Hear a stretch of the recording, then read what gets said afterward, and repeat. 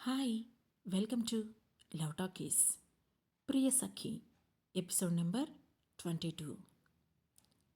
బాల్కనీలోకి వచ్చిన అక్షరకి కారుకు ఆనుకొని నించొని ఉన్న వరుణ్ కనిపించాడు. అతన్ని చూస్తూనే అక్షర ఒక క్షణం షాక్ అయింది. ఆ తర్వాత వెంటనే ముఖం తిప్పుకొని లోపలికి వెళ్ళింది. ఇంతలో ఆమె మొబైల్కి వరుణ్ నుంచి కాల్ రావడంతో, ఇదేంటి, నేను తన నెంబర్ బ్లాక్ చేశాను కదా, మళ్ళీ కాల్ ఎలా వస్తుంది అని అనుకుంటూనే కాల్ కట్ చేసి మళ్ళీ బ్లాక్ చేసింది అక్షర. అయినా మళ్ళీ మళ్ళీ ఆ నెంబర్ నుండి కాల్ వస్తూనే ఉంది. దాంతో విసిగిపోయిన అక్షర ఫోన్ స్విచ్ ఆఫ్ చేసి బెడ్ మీద విసిరేసింది. సరిగ్గా 2 నిమిషాల తర్వాత కింద ఉన్న ల్యాండ్లైన్ ఫోన్ రింగ్ అయింది. ఆ రింగ్ అక్షర గుండెల్లో గుబులు పుట్టిస్తుంటే రూమ్ నుండి బయటికి వచ్చి పరిగెత్తుకుంటా కిందకు వెళ్ళబోయింది. ఇంతలో ఫోన్ లిఫ్ట్ చేసింది రేవతి. అవతల నుంచి వరుణ్ యమా సీరియస్గా అక్షర్తో మాట్లాడాలి అని చెప్పాడు. దాంతో తలెత్తి పైకి చూసిన రేవతి స్టెప్స్ మీద కనిపించిన అక్షరతో, మేడం మీకే ఫోన్ అని చెప్పింది. దాంతో ఆ ఫోన్ చేసింది వరుణ్ అని అర్థం చేసుకున్న అక్షర, నేనేం మాట్లాడాలనుకోవడం లేదు, కాల్ కట్ చేసేయండి రేవతి గారు అని చెప్పింది అక్షర. ఆ మాటతో అయోమయంగా చూసిన రేవతి ఫోన్ పెట్టేసింది. ఇంతలో ఆమె వెనకే ఉన్న లాస్య, కాల్ వస్తే మాట్లాడకుండా కట్ చేయడమేంటి అని నుదురు చిట్లిస్తూ అడిగింది. వెనక్కి తిరిగి ఆన్సర్ కూడా చెయ్యకుండా ఆమెకు ఒక సీరియస్ లుక్ ఇచ్చి రూమ్లోకి వెళ్ళిపోయింది అక్షర. వరుణ్ గురించి ఎంత పట్టించుకోకూడదని అనుకుంటున్నా అక్షర మనసు మాట వినడం లేదు. దాంతో మళ్ళీ బాల్కనీలోంచి బయటికి చూసింది అక్షర. అక్కడే నుంచొని బాల్కనీ వైపే చూస్తూ ఉన్నాడు వరుణ్. మనిషి ఎప్పుడు ఉండేలా హుందాగా కూడా కనిపించడం లేదు, దిగులుగా కనిపించాడు. అతన్ని అలా చూసిన అక్షరకి ఒక క్షణం మనసు చివుక్కుమంది. అంతలోనే జరిగిన సంఘటనలన్నీ కళ్ల ముందు మెదలడంతో ద్వేషం నిండిన కళ్ళతో వరుణ్ వైపు చూసింది అక్షర. సరిగ్గా అదే సమయంలో విక్రమ్ కారు ఇంట్లోకి ఎంటర్ అయింది. కారు దిగిన విక్రమ్ బాల్కనీలో ఉన్న అక్షర వైపు ఒక చూపు విసిరి ఇంట్లోకి వెళ్ళిపోయాడు. అది చూసిన అక్షర కంగారు పడుతూనే బాల్కనీ డోర్ క్లోజ్ చేసి పరిగెత్తుకుంటూ బయటికి వచ్చింది. అప్పుడే తన రూంలోకి వెళ్తూ బయటికి వచ్చిన అక్షర వైపు చూసి లోపలికి వెళ్ళిపోయాడు విక్రమ్. ఆ వెనుకే అక్షర వెళ్ళబోతుంటే వెంటనే ఆమె ఎదురుగా అడ్డుగా నిలబడి, ఎక్కడికి వెళ్తున్నావు అని అడిగింది లాస్య. అసలే విక్రమ్ ఎక్కడ అపార్థం చేసుకున్నాడో అని కంగారు పడుతున్న అక్షరకి లాస్య అలా అడ్డుపడేసరికి ఫుల్లుగా కోపం వచ్చింది. కానీ తమాయించుకొని, నేను విక్రమ్తో మాట్లాడాలి, అడ్డు తప్పుకోండి లాస్య అని చెప్పింది అక్షర. ఏంటి నువ్వు తనతో మాట్లాడేది, నువ్వు విక్రమ్ను కలవడానికి నేను ఒప్పుకోను అని అంది లాస్య. అప్పటికే సహనం నశించిన అక్షర, హూ ఆర్ యూ అని అంటూ ఉండగానే రూమ్ డోర్ తెరుచుకొని బయటికి వచ్చిన విక్రమ్, ఏం జరుగుతుంది ఇక్కడ అని అడిగాడు. దాంతో తడబడిన అక్షర, నేను మీతో మాట్లాడాలి విక్రమ్ అని అడిగింది. కమ్ అంటూ లోపలికి వెళ్ళిపోయాడు విక్రమ్. దాంతో లాస్య వైపు కూడా చూడకుండా లోపలికి వెళ్ళింది అక్షర. ఆ వెనకే లాస్య వెళ్ళబోతుంటే అప్పుడే డోర్ క్లోజ్ అయ్యి లాస్య ముక్కు బద్దలు కొట్టేసింది. దాంతో ఏడుపు ముఖం వేసుకొని ముక్కు రబ్ చేసుకుంటూ వాళ్ళేం మాట్లాడుకుంటున్నారో అని ఉక్రోషంతో ఉడికిపోతూ అక్కడే నుంచుంది లాస్య. లోపలికి వెళ్ళిన అక్షర, అది విక్రమ్, బయట వరుణ్, నేను కావాలని చూడలేదు అని తడబడుతూ చెప్పింది. దాంతో ఆమె వైపు చూసిన విక్రమ్, నేను దాని గురించి నిన్నేమైనా అడిగానా అని అన్నాడు. లేదు, కానీ తనక్కడ నేను బాల్కనీలో ఉంటే మీరు అపార్థం అంటూ ఆగిపోయింది అక్షర. లిజన్ అక్షర, తన విషయంలో నీ రియాక్షన్ నేను ఆల్రెడీ చూసేశాను. సో ఆఫ్టర్ ఆల్ దారిన పోయేవాడిని అదే టైంలో బాల్కనీలో ఉన్న నిన్ను చూసి అనుమానించే క్యారెక్టర్ కాదు నాది. అండ్ నువ్వు నాకు ఎక్స్ప్లెనేషన్ ఇవ్వాల్సిన అవసరం కూడా లేదు. నా వైఫ్గా నా ఫ్యామిలీకి ఎలాంటి ఇబ్బంది కలిగించవని నేను నిన్ను నమ్ముతున్నాను. సో నువ్వు ఫ్రీగా నీలాగే ఉండు అని చెప్పాడు విక్రమ్. ఆ మాటతో హ్యాపీగా ఫీల్ అయిన అక్షర ముఖం ఒక్కసారిగా వెలిగిపోయింది. వెంటనే, మరి మీరు నా వైపు ఎందుకంత సీరియస్గా చూశారు అని అడిగింది అక్షర. నేనెక్కడ సీరియస్గా చూశాను క్వశ్చన్ మార్క్ ఫేస్తో అడిగాడు విక్రమ్. దాంతో తలగొక్కుంటూ, అంతేనా, మీరు నన్ను సీరియస్గా చూడలేదా అని అడిగింది. I'm not a 20 years old boy అని చిన్న స్మైల్ ఇచ్చాడు విక్రమ్. ఆ స్మైల్కి మై మర్చిపోయి చూసిన అక్షర, థ్యాంక్ యూ, మీకోసం నేను తినడానికి ఏమైనా తీసుకొస్తాను అని చెప్పి అక్కడి నుంచి వెళ్ళబోయింది. ఇంతలో, నువ్వు నా సర్వెంట్ కాదని నీకు ఆల్రెడీ చెప్పాను కదా, అయినా ఎందుకు ఇలాంటి పనులన్నీ చేస్తున్నావు అని అడిగాడు విక్రమ్. మీకిలా చేసి పెట్టడం భార్యగా నా రెస్పాన్సిబిలిటీ అని నేను ఫీల్ అవుతున్నాను. మీ భార్యగా ఉన్నన్ని రోజులు నేను చేయాలనుకున్నవి చేస్తాను అని చెప్పి బయటికి వెళ్ళడానికి డోర్ ఓపెన్ చేసింది అక్షర. దాంతో అప్పటి వరకు డోర్కి ఆనుకొని వాళ్ళ మాటలు వినడానికి ట్రై చేస్తున్న లాస్య డోర్తో పాటు ముందుకు పడి అక్షర మీద పడబోయింది. అది గ్రహించిన అక్షర వెంటనే పక్కకు తప్పుకోవడంతో ముందుకు పడిపోయి మరొకసారి ముక్కు పగలగొట్టుకుంది లాస్య. అది చూసిన అక్షర వస్తున్న నవ్వుని ఆపుకుంటూ బయటికి వెళ్ళిపోగా తనని లేపిన విక్రమ్, ఆర్ యు మ్యాడ్? ఎందుకిలా బిహేవ్ చేస్తున్నావు లాస్య అని సీరియస్గా అడిగాడు. అదేంటి విక్రమ్, నాకు దెబ్బ తగిలితే నువ్వు మళ్ళీ నన్నే తిడుతున్నావు అని ఏడుపు ముఖంతో అడిగింది లాస్య. నువ్వు మా మాటలు వినడానికి ట్రై చేయడం సిల్లీగా లేదా అని అడిగాడు విక్రమ్. కాదు, నా జాగ్రత్తలో నేనున్నా. నా బాయ్ ఫ్రెండ్ని సేవ్ చేసుకోవడం నా రెస్పాన్సిబిలిటీ అని గర్వంగా చెప్పింది లాస్య. ఆ మాటతో ఆమె వైపు వింతగా చూసి, నువ్వేంటి ఒక నార్మల్ అమ్మాయిలా ఇలా బిహేవ్ చేస్తున్నావు? ఆస్ట్రేలియాలో ఒక కంపెనీ నడుపుతున్న బిజినెస్ ఉమెన్వి నువ్వు. ఎంత స్ట్రాంగ్గా ఉండాలి? ఎక్కడ బిజినెస్ అక్కడ వదిలేసి వచ్చి నా చుట్టూ తిరుగుతున్నావు? ఇట్స్ వియర్డ్ అన్నాడు విక్రమ్. నేను బిల్డ్ చేసుకున్న నా బిజినెస్ కన్నా నాకు నువ్వే ఎక్కువ విక్రమ్ అని గట్టిగా చెప్పింది Lasya. What, are you crazy? నేను ఎక్స్పెక్ట్ చేయలేదు నీ నుండి ఇలాంటి typical dialogues. Just be practical అని చెప్పి ఫ్రెష్ అవ్వడానికి లోపలికి వెళ్ళిపోయాడు విక్రమ్. ప్రాక్టికల్గా ఉంటే నువ్వు కనెక్ట్ అవ్వడం లేదు కదా విక్కీ, అందుకే ఎమోషనల్గా ట్రై చేస్తున్నా. ఆ అక్షర ఇలాంటి ట్రిక్స్ ప్లే చేసే కదా నిన్ను తన వైపు తిప్పుకోవడానికి ట్రై చేస్తుంది. తనకి నేను ఆ ఛాన్స్ ఇవ్వను అనుకుంటూ తన రూమ్కి వెళ్ళిపోయింది లాస్య. మరోవైపు కిందికి వెళ్ళిన అక్షర, రేవతి గారు, విక్రమ్ గారు ఎలాంటి ఫుడ్ తింటారు అని అడిగింది. సార్ ఎక్కువగా హెల్తీ ఫుడ్ తింటారు మేడం. ఆయిల్ కూడా చాలా తక్కువ తీసుకుంటారు. స్పైసీగా కూడా ఉండకూడదు అని చెప్పింది రేవతి. ఓ అని ఆలోచించి విక్రమ్ కోసం ఓట్స్ ఉప్మా ప్రిపేర్ చేసి అతను కిందికి వస్తాడేమోనని ఎదురుచూస్తుంది అక్షర. అది గమనించిన రేవతి, సార్ డిన్నర్కి తప్ప ఈ టైంలో కిందకి రారు మేడం అని చెప్పింది. దాంతో విక్రమ్కి ఒక ప్లేట్లో ఉప్మా పెట్టుకొని పైకి వెళ్ళింది అక్షర. అప్పటికే విక్రమ్ ఫ్రెష్ అయి వచ్చి ల్యాప్టాప్ ఓపెన్ చేసి ఏదో వర్క్ చేస్తున్నాడు. డోర్ నాక్ చేసి లోపలికి వెళ్ళిన అక్షర ఉప్మా ప్లేట్ విక్రమ్ ముందు పెట్టింది. అది చూసి, నైస్, చూడటానికి బాగుంది, మరి తినడానికి ఎలా ఉంటుందో అని చిన్న స్మైల్ ఇచ్చాడు. తిని చూస్తేనే కదా తెలుస్తుంది అని కళ్ళు గుండ్రంగా తిప్పుతూ చెప్పింది అక్షర.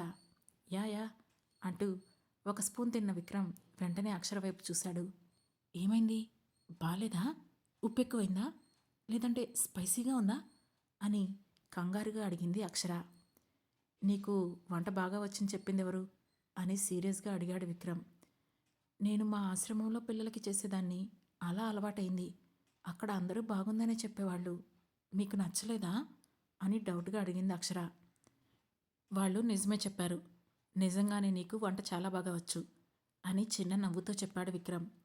ఆ మాటతో ఒక్కసారిగా అక్షర ముఖం వెలిగిపోయింది. సరే, నువ్వు కూడా లంచ్ చేయలేదు కదా, వెళ్ళి తినేసేయ్ అని చెప్పాడు విక్రమ్. సరే అంటూ బయటికి వెళ్తూ, నేను లంచ్ చేయలేదని విక్రమ్ గారికి ఎలా తెలుసు అని అనుకుంటూనే మళ్ళీ వెనక్కి వెళ్ళి అడగాలనుకుంది. కానీ అతను తినేటప్పుడు డిస్టర్బ్ చేయడం ఎందుకులే అని సైలెంట్గా కిందకి వెళ్ళిపోయింది అక్షర. అలా విక్రమ్ గురించి ఆలోచిస్తూ వరుణ్ గురించి మర్చిపోయింది అక్షర. నిజానికి విక్రమ్ లోపలికి వచ్చిన 5 నిమిషాలకే వరుణ్ అక్కడి నుంచి వెళ్ళిపోయాడు. కాదు, అతను వెళ్ళిపోయేలా చేశాడు విక్రమ్. మరోవైపు నందిని గురించి తెలియగానే ఆకాష్కి కాల్ చేసి చెప్పిన సవిత ఆఫీస్ నుంచి నేరుగా హాస్పిటల్కి వచ్చింది. ఆమె వచ్చిన 5 నిమిషాలకి మెల్లగా కళ్ళు తెరిచిన నందిని చుట్టూ చూస్తూ కంగారుగా లేచి కూర్చుంది. అది చూసి, నందు కూల్ కూల్ అంటూ ఆమెను దగ్గరకు తీసుకుంది సవిత. సవి, నేనెక్కడున్నానే అని భయంగా అడిగింది నందిని. హాస్పిటల్లో ఉన్నావు. నువ్వు కళ్ళు తిరిగి పడిపోతే ఎవరో తీసుకొచ్చి హాస్పిటల్లో అడ్మిట్ చేశామని కాల్ చేసి చెప్పారు. అసలేమైంది, అలా ఎలా పడిపోయావు అని అడిగింది సవిత. దాంతో జరిగిన సంఘటనను గుర్తు చేసుకోవడానికి ట్రై చేస్తూ, నేను కళ్ళు తిరిగి పడిపోవడమేంటే, నేను హాస్పిటల్కి వెళ్దామని క్యాబ్ బుక్ చేసుకున్నాను. సడన్గా కొంతమంది క్యాబ్లో మధ్యలోకి వచ్చి నాపై అటాక్ చేసి నా ముఖానికి కర్చీఫ్ పెట్టారు. ఆ తర్వాత ఏం జరిగిందో నాకు తెలీదు అని చెప్పింది నందు. అవునా, మరి నాకు కాల్ చేసిన వాళ్ళు అలా ఎందుకు చెప్పారు అని అడిగింది సవిత. దాంతో నందిని కూడా, అసలేమై ఉంటుంది, నేను హాస్పిటల్కి ఎలా వచ్చాను, అని ఆలోచనలో పడింది. ఇంతలో నర్సు అక్కడికి వచ్చి, మేడం మీరు ఇక ఇంటికి వెళ్ళొచ్చు, ఒక 2 days ఈ మెడిసిన్ కంటిన్యూ చేయండి అని చెప్పి ప్రిస్క్రిప్షన్ ఇవ్వడంతో, నువ్విక్కడే ఉండు నందు, నేను వెళ్ళి మెడిసిన్ తీసుకొస్తాను అని చెప్పి అక్కడి నుంచి వెళ్ళిపోయింది సవిత. ఇంతలో ఆ రూంలో ఏదో ఒక వింతైన స్మెల్ నందినిని చుట్టుముట్టడంతో దాన్ని గాఢంగా పిలిచిన ఆమెకు ఏదో అర్థమైనట్లు అనిపించింది. దాంతో పళ్ళు కొరుకుతూ పిడికిలి బిగించింది నందిని. ఇంతలో మెడిసిన్ తీసుకొని వచ్చిన సవిత, నందు, ఈ హాస్పిటల్ ఏమన్నా మీ డాడీదానే అని అడిగింది. ఆ మాటకు నందిని అర్థం కానట్లుగా చూడడంతో, మరేంటే, నీ మెడిసిన్కి వీళ్ళు బిల్ వేయలేదు, ట్రీట్మెంట్కి కూడా మనీ అవసరం లేదని చెప్తున్నారు అని చెప్పింది సవిత. దాంతో నందినిలో కోపం మరింత పెరిగిపోగా, సరే ఇక మనం వెళ్దామా అని అడిగింది.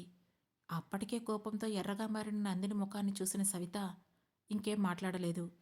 ఇద్దరూ కలిసి బయటికి రాబోతుండగా అప్పుడే అక్కడికి వచ్చాడు ఆకాష్. నందినిని చూస్తూనే, నందు, ఏమైంది, నువ్వు కళ్ళు తిరిగి పడిపోవడం ఏంటి అని కంగారుగా అడిగాడు. అది కళ్ళు తిరిగి పడిపోలేదు అంటూ సవిత ఏదో చెప్పబోతుండగా వెంటనే తన చెయ్యి పట్టుకొని ఆపిన నందిని, ఏం లేదు, జస్ట్ బీపీ డౌన్ అంతే అని చెప్పింది. సవితను నందిని ఆపడాన్ని గమనించాడు ఆకాష్. అయినా దాని గురించి అడగకుండా, ఓ, మరి రాత్రంతా వర్కులు చేసుకుంటూ డే టైంలో ఆ ధీరజ్ కోసం పడిగాపులు కాస్తే హెల్త్ ఇలానే అప్సెట్ అవుతుంది, చెప్తేనేమో నువ్వు వినడం లేదు అని విసుగ్గా అన్నాడు ఆకాష్. ఇకపై వింటాలే అని చిన్న స్మైల్ ఇచ్చింది నందిని. సరే పదండి అని వాళ్ళని క్యాబ్లో పంపించిన ఆకాష్ తిరిగి హాస్పిటల్కి వచ్చి రిసెప్షన్ దగ్గరికి వెళ్ళి హాస్పిటల్లో నందినిని ఎవరు జాయిన్ చేశారని ఎంక్వైరీ చేశాడు. ఎవరో అన్నోన్ పర్సన్ తీసుకొచ్చి జాయిన్ చేసినట్లు చెప్పారు అక్కడ స్టాఫ్. దాంతో అనుమానం వచ్చిన ఆకాష్ సీసీటీవీ ఫుటేజ్ చూపించమని అడిగాడు. కానీ అది ఇవ్వడానికి హాస్పిటల్ మేనేజ్మెంట్ ఒప్పుకోకపోవడంతో, నందు విషయంలో ఏదో జరిగింది, అదేంటో తెలుసుకోవాలి అని ఫిక్స్ అయ్యాడు ఆకాష్. మరోవైపు ధీరజ్ ఆ రోజంతా ఏమీ తినకుండా హోమ్ థియేటర్లోనే కూర్చొని నందిని ఫొటోస్ చూస్తూనే గడిపేశాడు. సాయంత్రం అవుతుండగా మురళి వచ్చి అతనికి జ్యూస్ ఇచ్చాడు. నాకొద్దు మురళి అని చెప్పాడు ధీరజ్. లేదు సార్, ఉదయం నుండి మీరేం తినలేదు, ఇది తీసుకోవాల్సిందే, తప్పదు అని స్థిరంగా చెప్పాడు మురళి. అతనంత కమాండింగ్గా చెప్పేసరికి అతని వైపు సీరియస్గా చూడాలని అనుకున్నాడు ధీరజ్. కానీ చూడలేక అతనిచ్చిన జ్యూస్ను సిప్ చేశాడు. ఇంతలో అతని మొబైల్ రింగ్ అయింది. మురళి మొబైల్ వైపు చూశాడు. ఎవరు కాల్ చేశారు అని అడిగాడు ధీరజ్. అన్నోన్ నెంబర్ సార్ అని చెప్పాడు మురళి. నందు అయి ఉంటుంది, లిఫ్ట్ చేయకు అని చెప్పాడు ధీరజ్. సార్, ఒక్క మాట చెబుతాను, కోప్పడకుండా ఉంటారా అని అడిగాడు మురళి. కోప్పడతాను అని అనుకున్నప్పుడు చెప్పడం ఎందుకు అన్నాడు ధీరజ్. సార్, నందిని మేడంకి మీరు నిజం చెప్పేయండి అని అన్నాడు మురళి. ఆ మాటతో కళ్ళతోనే నిప్పుల వర్షం కురిపించాడు ధీరజ్. దాంతో 2 అడుగులు వెనక్కి వేసిన మురళి, సార్, మీరు కోప్పడినా సరే అదే కరెక్ట్ సార్, ఇక్కడ మీరు ఇంత బాధపడుతూ అక్కడ మేడంని అంత రిస్క్లో పెడుతూ ఇదంతా అవసరమా సార్ అని అడిగాడు మురళి. ఇప్పటికే చాలా ఎక్కువ మాట్లాడావు మురళి, ఇక వెళ్ళిపో అన్నాడు ధీరజ్. సార్, అది అంటూ మురళి ఇంకేదో మాట్లాడబోతుండగా కోపంగా ఒక లుక్ ఇచ్చాడు ధీరజ్. దాంతో మౌనంగా ఆ రూంలో నుంచి వెళ్ళిపోయాడు మురళి. మరోవైపు ఆ రోజు నైట్ అక్షర, లాస్య, విక్రమ్ ముగ్గురు డిన్నర్ కంప్లీట్ చేశారు. అక్షర, మనం తాతయ్య దగ్గరికి వెళ్ళాలి, ప్రిపేర్డ్గా ఉండు అని చెప్పాడు విక్రమ్. ఓకే విక్రమ్ అని చెప్పి అక్కడి నుంచి వెళ్ళిపోయింది అక్షర. వెంటనే లాస్య చిరాగ్గా, ఇప్పుడు మీ తాతయ్య దగ్గరికి ఎందుకు విక్రమ్, అది కూడా తనని తీసుకొని వెళ్ళడమేంటి అని అడిగింది లాస్య. తాతయ్య ఆర్డర్ లాస్య, సింపుల్గా చెప్పాడు విక్రమ్. అయితే నేను కూడా మీతో వస్తాను అని అంది లాస్య. నో లాస్య, ఇలాంటివి తాతయ్య ఎంకరేజ్ చేయరు అని డైరెక్ట్గా చెప్పి రూంలోకి వెళ్ళిపోయాడు విక్రమ్. దాంతో ముఖం ముడుచుకొని వెళ్ళిపోయింది లాస్య. రూంలోకి వెళ్ళిన అక్షర బెడ్ మీద పడి ఉన్న మొబైల్ తీసేసరికి కాసేపటి క్రితం మర్చిపోయిన వరుణ్ గుర్తొచ్చాడు. దాంతో వెంటనే మొబైల్ పట్టుకొని విక్రమ్ రూమ్ దగ్గరికి వెళ్ళి డోర్ కొట్టింది అక్షర. విక్రమ్ డోర్ ఓపెన్ చేయగానే, ఈ మొబైల్లో నెంబర్ బ్లాక్ చేసినా కూడా మళ్ళీ వస్తుంది, దీన్ని ఎలా స్టాప్ చేయాలో తెలియడం లేదు అని అడిగింది. దాంతో నుదురు చిట్లించిన విక్రమ్, ఎవరి నెంబర్ అని అడిగాడు. వరుణ్ది అని చెప్పింది అక్షర. ఓకే, రేపటి నుంచే నీకు తన కాల్ రాదులే అని చెప్పాడు విక్రమ్. ఓకే, థ్యాంక్స్ అని చెప్పి వెళ్ళిపోయింది అక్షర. వెంటనే హేమంత్కి కాల్ చేసిన విక్రమ్ అక్షర నెంబర్ను ప్రైవేట్ నెంబర్గా మార్చమని చెప్పాడు. మరోవైపు సిటీ బయట దూరంగా కారాపి బానెట్పై కూర్చొని డ్రింక్ చేస్తున్నాడు వరుణ్. అతని ఆలోచనలు మొత్తం అక్షర్ చుట్టూనే నిండిపోయాయి. అక్షర్కు పెళ్ళయింది అనేది అస్సలు తను యాక్సెప్ట్ చేయలేకపోతున్నాడు. అందుకే విపరీతంగా డ్రింక్ చేస్తున్నాడు. ఇంతవరకు అతను ఆఫీసుకు కూడా వెళ్ళలేదు. అతను ఎక్కడున్నాడో తెలియక వేణు కంగారు పెడుతుంటే అతన్ని ఇంకా కంగారు పెడుతోంది రితిక.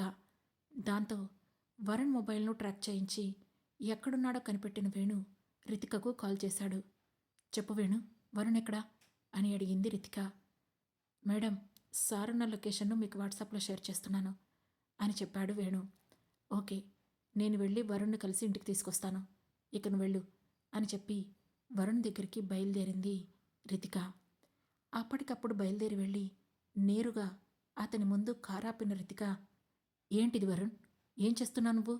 ఏదో నీ లవర్కి పెళ్ళైపోయినట్లు ఈ దేవదాస్ గెటప్ ఏంటి అని సీరియస్గా అడిగింది. కానీ తాగిన మత్తులో రితికను చూసి అక్షర అనుకున్న వరుణ్ సంతోషంగా, ఏ అక్షర, వచ్చేసావా? నీకోసమే ఇక్కడ వెయిట్ చేస్తున్నాను. అయినా నన్ను వదిలేసి ఎక్కడికి వెళ్ళిపోయావు? లైఫ్ అంతా నువ్వు నాతోనే ఉండాలని చెప్పానా లేదా అని అడిగాడు. లిజన్ వరుణ్, నేను అక్షర్ని కాదు రితికను, కనిపించడం లేదా అని కోపంగా అడిగింది రితిక. లేదు, నువ్వు అక్షర, నాకు తెలుసు, నువ్వు అక్షర అని మత్తుమత్తుగా అన్నాడు వరుణ్. దాంతో కార్ దగ్గరికి వెళ్ళి వాటర్ బాటిల్ తీసుకొచ్చి వరుణ్ నెత్తి మీద పూర్తిగా వంపేసింది రితిక. దాంతో కాస్త మత్తు వదలగా కోపంగా ఆమె వైపు చూశాడు వరుణ్. దాంతో రితిక కూడా సీరియస్ అవుతూ, అసలు నువ్వేం చేస్తున్నావు వరుణ్? ఆ అక్షర పెళ్లి చేసుకుని వెళ్తే నీకేంటి అంత బాధ అని అడిగింది. దాంతో కోపంగా కారు మీద నుంచి దిగి, నాకు బాధ ఉండదా ఉండదా ఉండదా అంటూ ఆమె మీదకు వెళ్ళాడు వరుణ్. అతను అలా వస్తుంటే భయం భయంగా 4 అడుగులు వెనక్కి వేసింది రితిక. ఆమె అలా భయపట్టం చూసి కాస్త వెనక్కి తగ్గాడు వరుణ్. అతను తగ్గడంతోనే, వరుణ్, నువ్వు అక్షరం లవ్ చేశావా అని సూటిగా అడిగింది రితిక. ఆ మాటతో కోపంగా ఆమెను చూశాడు వరుణ్. చెప్పు వరుణ్, నువ్వు అక్షరం లవ్ చేశావా అని అడిగింది రితిక. నో, నేను లవ్ చేయలేదు. కానీ లైఫ్ అంతా తనని నాతోనే ఉంచుకోవాలనుకున్నాను. తనకి అన్నీ ఇచ్చాను, తన కోసం ఎంతో చేశాను. కానీ తను నన్ను ఈరోజు వదిలేసి వెళ్ళిపోయింది. అలా నాకు నచ్చలేదు అని చెప్పాడు వరుణ్. తన అవసరాల కోసం నిన్ను వాడుకొని ఇప్పుడు నిన్ను మోసం చేసి వెళ్ళింది ఆ అక్షర. అలాంటి దానికి బుద్ధి చెప్పడం మానేసి చేతకాని వాడిలా డ్రింక్ చేస్తూ కూర్చున్నావు అని ఎగతాళిగా అంది రితిక. ఆ మాటతో ఆమెను సీరియస్గా చూశాడు వరుణ్. ఎందుకంత సీరియస్ అవుతున్నావు వరుణ్? నేనేమైనా తప్పుగా చెప్పానా? ఆ అక్షర నిన్ను ట్రాప్ చేసి తన అవసరాలన్నీ తీర్చుకుంది. ఇప్పుడు నీకన్నా డబ్బున్నవాడు దొరకగానే నిన్ను వదిలించుకొని వెళ్ళిపోయింది. అలాంటి దానికి నీ వాల్యూ తెలిసేలా చేయాలి. తను చేసిన తప్పుకి పనిష్మెంట్ ఇవ్వాలి. అది మానేసి ఇలా మందు బాటిల్ పట్టుకొని రోడ్డెక్కితే ఏమొస్తుంది అని అతన్ని రెచ్చగొట్టింది రితిక. ఆ మాటతో వరుణ్ కళ్ళు కోపంతో ఎరుపెక్కాయి. తాననుకున్న రిజల్ట్ అతని కళ్ళలో కనిపిస్తుంటే రితిక ముఖం సంతోషంతో వెలిగిపోయింది. ఆ తర్వాత ఏం జరగబోతుంది తెలుసుకోవాలంటే వెంటనే మన లవ్ టాకీస్ ఛానల్ను సబ్స్క్రైబ్ చేసుకొని ప్రియసఖి సిరీస్లోని నెక్స్ట్ ఎపిసోడ్ను వినండి. మా ఈ కథ మీకు నచ్చినట్లయితే లైక్ చేసి, షేర్ చేసి, కమెంట్ చేసి, హై పాయింట్స్ కూడా ఇచ్చి మమ్మల్ని సపోర్ట్ చేయండి. Thank you.